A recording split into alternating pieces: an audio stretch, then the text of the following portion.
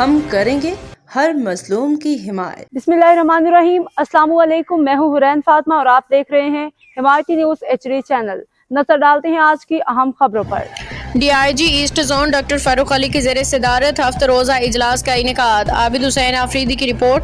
Meeting میں ضلعی investigation wing کے SSPs کی شرکت۔ ضلعی SSPs کی جانب سے میٹنگ میں ایسٹ زون کے تمام تھانہ جات میں ہونے والے ہفتہ وار کرائم، انسدادی جرائم اور سیکیورٹی کے حوالے سے تفصیلی رپورٹ پیش کی گئی۔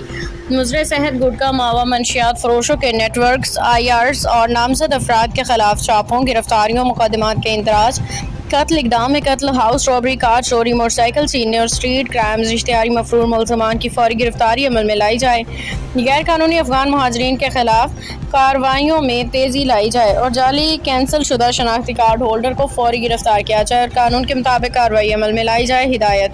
نارمل حرام میں ایسٹ زون پولیس کی جانب سے مجالس، جلوسوں، عزاداری کے اجتماعات اور دیگر مذہبی سرگرمیوں کے لیے فول پروف سیکیورٹی انتظامات کرنے پہ شاباش دی اور رہ جانے والی کمی کوتاہیوں کو درست کرنے کی تاکید بھی کی۔ شہریوں کی جان و مال کے تحفظ کو ہر صورت یقینی بنانے کے لیے تمام وسائل بروئے کار لائے جا رہے ہیں۔ DIG asset zone doctor Farooq علی۔